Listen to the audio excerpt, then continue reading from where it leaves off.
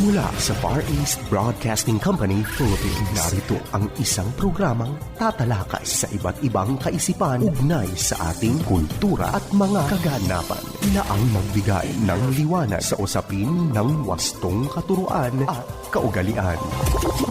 Kamalayan, kasama si Pastor Jebo Banzuelo.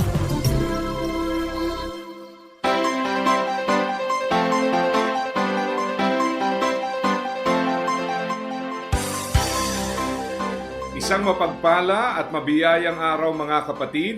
Ito po si Pastor Jebo Banzuelo at kayo po ay nakikinig sa programang Kamalayan. Nais po nating batiin lahat po ng ating mga listeners na nakikinig gamit po ang radyo. Sa mga listeners po natin na nakikinig sa 702 DZAS, mga tagapakinig gamit po ang 1143 DZMR, gayon din po mga listeners mula po sa Visayas na gamit naman po ang DYVS at syempre ang mga taga Coronadal South Cotabato gamit po ang DXKI FEBC. Salamat po sa inyong pagsama sa ating programa. At syempre nandyan din po ang Facebook page ng 1143 DZMR. Ito nga po ang programang Kamalayan na napapakinggan din sa FEBC Radio TV, napapanood sa Facebook Live at YouTube channel ng 702 DZAS FEBC Radio TV, gayon din sa Channel 185 sa GCTV tuwing linggo alas 7 hanggang alas 7:30 ng umaga. Kumusta na mga kapatid? Sana po ay nasa mabuti at maayos na kalagayan ng bawat isa at handang matuto sa ating pag-aaral sa pagkakataong ito. Kaya ko po binabati yung mga listeners natin sa radyo dahil ang programa po natin ay bahagi po ng serye. Opo, mula Lunes hanggang Biyernes po yan. At itong episode na ito ay bahagi po ng series na iyon. Ito po yung pang-finale po natin. Kaya kung nais nyo pong masubaybayan ng kabuuan, pwede nyo pong puntahan yung mga nabanggit na Facebook page o kaya naman po ay subaybayan gamit po ang radyo. Okay. So tayo po ay tumatalakay sa katanungan na bakit nga ba merry ang Christmas? Ayan. Mahalaga po itong tanong na ito dahil kung tutuusin, bagamat napaka-typical na mabasa sa mga cards, greeting cards, sa mga text messages, at nako, pagka ho ganitong season minsan bumabaha ng mga pagbati, Merry Christmas, Merry Christmas. Ginagamit natin yung pangbahati sa isa't isa. Pero ang katanungan po ay bakit nga merry? Ano bang nagpapasaya sa'yo? What makes Christmas merry? Ayan. Ngayon, ito po nakakalungkot. Merong tamang dahilan at praise the Lord for that.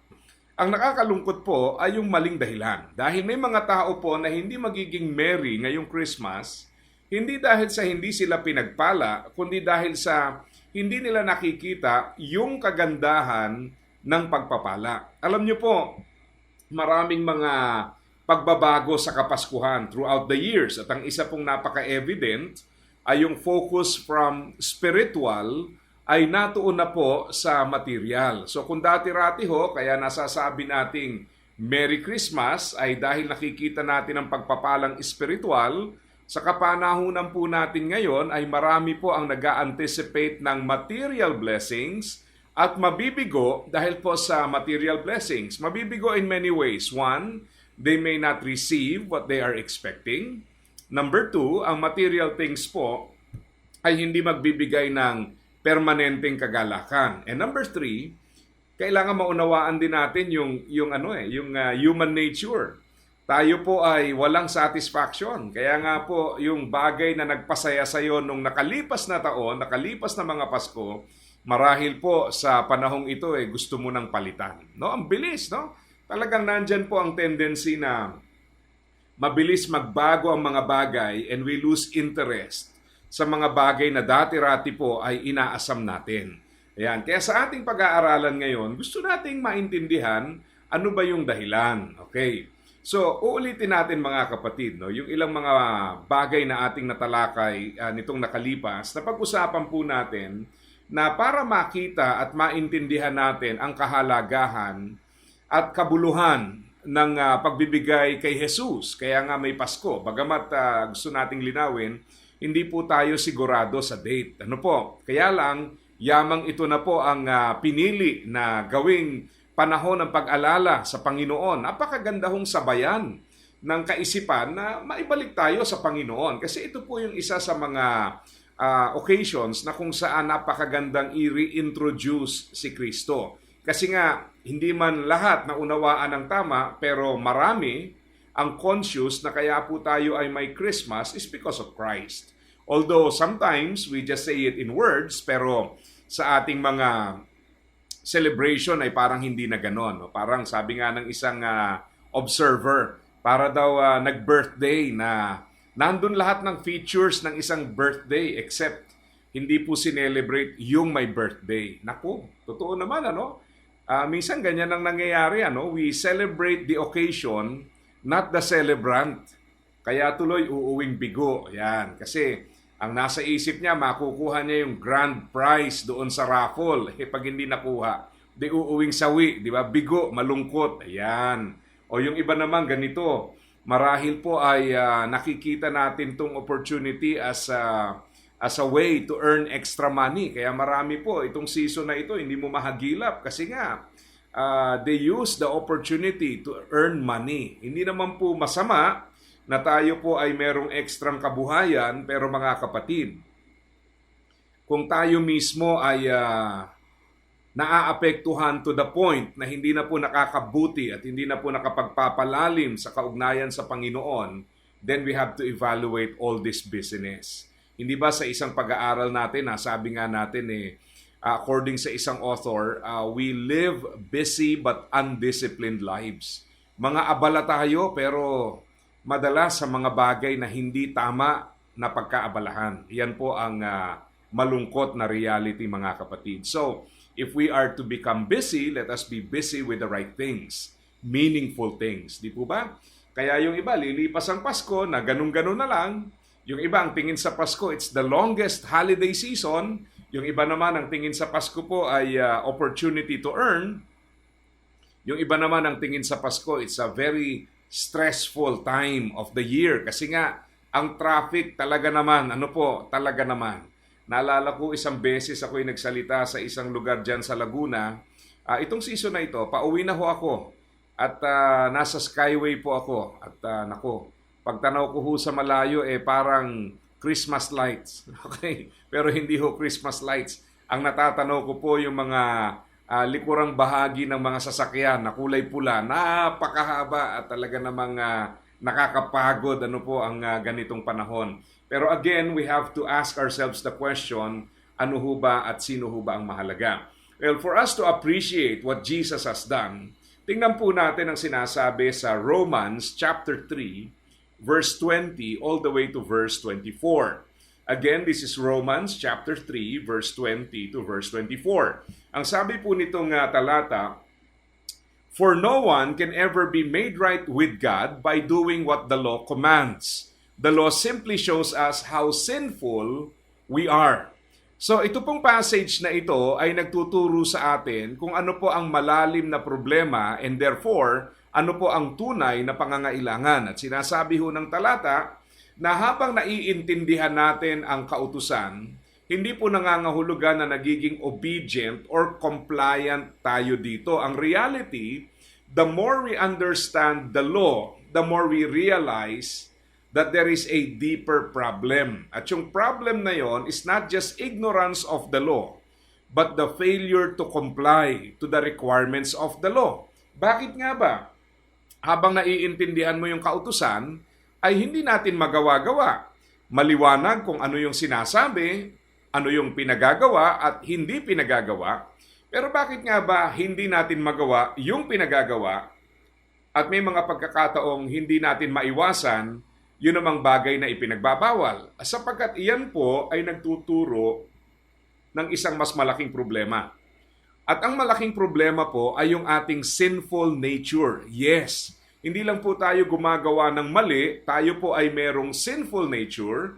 At yung sinful nature na yan ay lumilikha po ng mga desires na ang mga pagnanais po ay mga bagay na labag sa kalooban ng ating Panginoon. Kaya nga po ang resulta, ang epekto po nito habang inaalam at pinipilit nating isakatuparan ng kautusan, hindi natin magawa-gawa. Kasi nga, andun po yung sinful nature natin. Kaya tama ito, no? The law simply shows us how sinful we are. In fact, I would say, malaking blessing po if we understand our hopeless situation. Hopeless in the sense na tayo on our own, wala tayong magagawa. Kasi pag yan ang nakita at naintindihan mo, maunawaan mo kung bakit kailangan mo ng tagapagligtas. Pero hanggat hindi mo nakikita yan, hindi mo makikita yung need para sa isang tagapagligtas. I remember itong mga Pariseo during the time of Jesus, di ba? Nandun si Jesus, ang kanyang mga tinuturuan, yung mga tax collectors, mga prostitutes, and quote and unquote, ang tawag sa kanila ay sinners. Sapagkat ang lipunan mismo ang nagbansag sa kanila na sila'y makasalanan, tanggap nila na sila'y makasalanan, at alam ng lahat na sila'y makasalanan. So there was no problem in convincing them that they are indeed sinners. Alam nila yon. Ito ho, ang problema kahit po alam nila na sila po ay makasalanan, siyempre kailangan nila tagapagligtas. At ang advantage po doon, yung pangangailangan nila kay Jesus ang nagtulak sa kanilang lumapit kay Jesus. Ano po ang nagtulak doon sa mga Pariseo o yung mga tinatawag na self-righteous para hindi kilalanin si Jesus? Yun na nga, ang kaisipan na hindi sila makasalanan, may kakayahan silang iligtas ang kanilang sarili, at sila po ay pasado sang-ayon sa kanilang pamantayan. Kaya ito po sinasabi ng Bible. Ang sabi po sa verse 21 all the way to verse 24. But now God has shown us a way to be made right with Him without keeping the requirements of the law, as was promised in the writings of Moses and the prophets long ago. We are made right with God by placing our faith in Jesus Christ, and this is true for everyone who believes, no matter who we are. For everyone has sinned, we all fall short of God's glorious standard, yet God in His grace freely makes us right in His sight. He did this through Christ Jesus when He freed us from the penalty for our sins. So, maliwanag po rito, lahat nagkasala, at kagaya po ng ating natalakay na, hindi tayo umabot sa pamantayan ng ating Panginoon. Yan po ang main issue dyan, mga kapatid. Kaya natin gumawa ng mabuti, maaaring mabait tayo sa sariling pamantayan, sukatan, marahil mabait tayo sa tingin ng iba, pero wag po tayong magpakakampante doon, sapagat ang usapin dito, hindi po kabaitan, hindi yung mahigitan mo ang iba. Ang tanong po, umabot ka ba sa pamantayan ng Panginoon? Ang kasagutan po ay maliwanag na pinahayag sa talata, at ang sabi ho ng talata na ating binasa, Romans 3:23, we all fall short of God's glorious standard. Hindi po tayo umabot sa pamantayang iyon. Tayo po ay makasalanan. At kagaya po ng ating nabanggit, the more we understand our sinfulness, nawa po magtulak sa atin yan to realize why we need a Savior. Isa lang po ang tagapagligtas. Yan po ay walang iba kundi ang ating Panginoong Jesus. Kaya nga sabi sa John 14:6, I am the way, the truth, and the life, and no one comes to the Father except through me.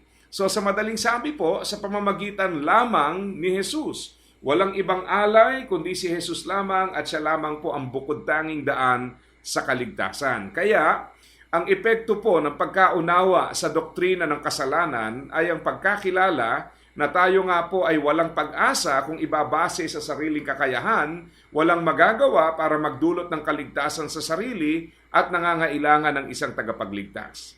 Kaya po, napakahalaga na bago natin na i-present si Jesus Christ, makita ng tao yung kanyang totoong problema. Kaya lang ito nga ang malungkot sa panahon ngayon. Masyado pong nagkagulo-gulo na at nagkabaling-baling na tayo sa kung ano-anong bagay, to the point that we miss the point. Di ba? Yung hindi na natin makita, tungkol nga ba saan itong okasyong ito? Naalala ko isang beses. Meron po akong dinaluhang okasyon.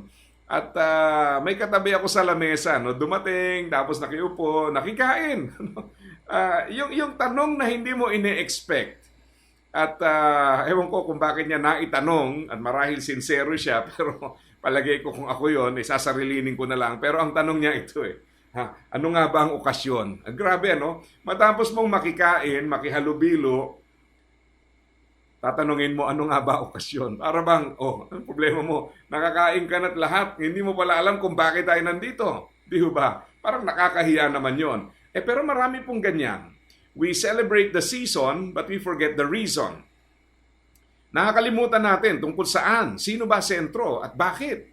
Ba't dumating si Jesus? Kaya nga sabi ko sa inyo, marami po ang nabibigo dahil ang kanilang inaasahan ay material. Marami ho ang nabibigo dahil ang focus nila ay temporal. But if you look at it from a spiritual perspective, then you realize ang daming kayang gawin ng Diyos para sa atin. Siya ho ang may-ari ng lahat ng bagay, makapangyarihan sa lahat, pero bakit sa kanyang karunungan si Jesus ang pinadala?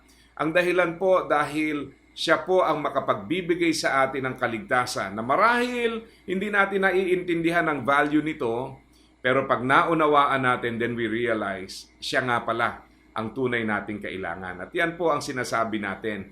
Kailangang maunawaan po natin ang pagiging makasalanan so that we would appreciate and see why we need Jesus Christ in our lives as Lord and Savior. Yan po. Ngayon, sa ating pagpapatuloy at pagwawakas sa serye na ito pa ho ang gusto kong tanong. As far as obedience is concerned, ano ho ba ang epekto ng Kapaskuhan sa inyo pagdating sa usapin ng pagsunod?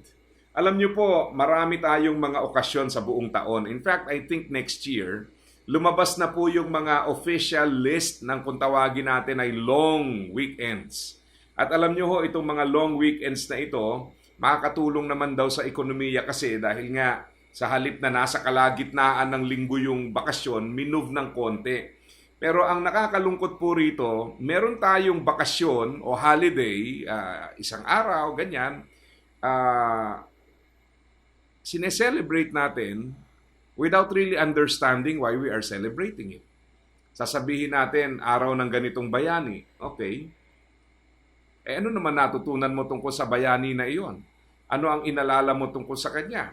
Nagkaroon ng holiday dahil sa kanya, pero parang walang pahalaga. Ganyan na rin po ang nangyayari sa Kapaskuhan. Sineselebrate natin, but we ignore the very importance of the season. Ano yung outcome? Kaya ho, napaka-importante sa puntong ito na ang hamon po ay dahil tayo ay na kay Kristo, patuloy tayong lumago. Hindi lang po sapat na tayo po ay may pagkilala sa tunay na celebrant ngayong okasyon, pero ano po ang impact ng celebrant na ito ni Jesus sa ating buhay? Ang sabi po sa Galatians or Colossians chapter 2 verse 6 to 7. Again, it's Colossians chapter 2 6 to 7. And now, just as you accepted Jesus Christ as your Lord, you must continue to follow Him. Let your roots grow down into Him. Let your lives be built on Him. Then your faith will grow strong in the truth you were taught. And you will overflow with thankfulness. So dito po sa passage na ito, ay hinahamon tayong lalong magpakalalim sa pagkakilala sa Panginoon na yung ating spiritual nourishment ay nakukuha po natin sa Kanya. Kasi po yung relationship natin sa Panginoon can be described in many ways, and let me use three things or three descriptions. One, it is a personal relationship, one-on-one relationship. Kagaya po ng nabanggit natin sa isang pag-aaral, hindi ka pwedeng pumasok sa relasyon na ito na iba ang nagdedesisyon para sa iyo. Yung pong repentance and acceptance ay personal na kapasyahan, hindi kaya at hindi pwedeng gawin ng iba para sa iyo at hindi rin kaya at pwedeng gawin mo para sa iba. It should be something that you decide on your own. So it's personal. Pangalawa, ito pong relationship na ito, it is a purposeful relationship. Meron pong layunin. Ang sabi sa John 15:16, sinasabi po sa atin doon ay pinili tayo ng Panginoon so that we will bear much fruit. So ibig sabihin, kailangang magbunga po tayo ng sagana. So hindi po natatapos sa pagkakaroon ng kaugnayan kay Jesus. Kailangan lumalim, magkaroon ng pagkakilala at kinakailangan po ay lumago tayo sa relationship na iyon. And then thirdly, it's not only a purposeful relationship, it should be a progressive relationship. Kailangan ay patuloy na lumalago. Yan, patuloy na lumalago. Kaya ho, hindi pwedeng palaging basic tayo. Kailangan nakilala natin si Jesus, pero ang challenge nga ito, We must continue to follow Him. Let your roots grow down into Him. Let your lives be built on Him. Then your faith will grow strong in the truth you were taught, and you will overflow in thankfulness. So, you know when you become a believer. Yan po, you know the Savior, you know the salvation He offers. You grow when you become a disciple. And you show when you become a discipler. So merong progression, mga kapatid. You become a believer, you become a disciple, you become a discipler. So, dati-rate ikaw yung nire-reach out, ngayong nakakilala ka sa Panginoon, nagiging bahagi ka ng nagpapalago at ng workforce ng kaharian ng Panginoon, and then you train others para po yung sinasabi sa Great Commission ay maganap po natin. Tinuturuan po natin ang mga tao na magkaroon ng pagkakilala sa Panginoon at lalago po sila sa pagkakakilala sa ating Panginoon. So from evangelizing to establishing, nakakilala sa Panginoon bilang Panginoon at tagapagligtas at pinatatagpo sa pagkakilala sa Panginoon at patuloy na lumalago. Dapat ho, isa yan sa epekto no? Naalala ko ho, pagka may mga okasyon, from time to time, kung kayo po ay conscious pa rito, we remember the reasons for the occasion. Halimbawa, may araw ng partikular na bayani. May mapapanood ka na pelikula o kaya merong ceremony na gagawin sa kung saan mang lugar para i-commemorate yung pong kabayanihan ng taong yon. So that maalala natin kung sino siya, bakit siya mahalaga at ano yung ginawa niya para sa atin. Likewise, sa ating Panginoon, itong season na ito dapat ganun pong epekto Yung bang lalo tayong lumalalim sa pagkakilala sa Kanya, lumalago sa kaugnayan sa Kanya, and we realize all the more kung sino siya, hindi lang sa kasaysayan, kung sino siya sa ating buhay. Yan po ang napaka-importante, mga kapatid. Kaya nga po, kung ating titingnan, uunawain, napaka-importante yung sinabi ho ng talata na ito na you must continue to follow Him. Let your roots grow down into Him and let your lives be built on Him. Yan po ang dapat na epekto na habang sinasariwa natin, napapaalalahanan tayo. I remember one time, kami po ay nasa Israel at meron po kaming lugar na pinuntahan at yung lugar na ito ay overlooking sa isang particular na meron sila pong maliit na burol, no? Hindi ko matawag na bundok dahil di naman ganun kataas, yung Masada.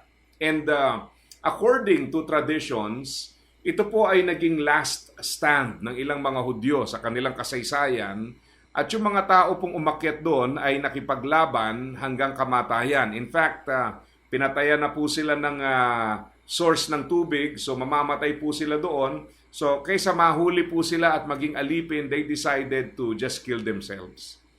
At alam niyo po, sang-ayon sa isang nabasa ko, and nung nandun kami, nakita ko yung formation ng ilang mga sundalo at tinanong ko po yung aming guide. Sabi ko sa kanya, kasi lahat po ng mga Israelites, merong military service yan sila.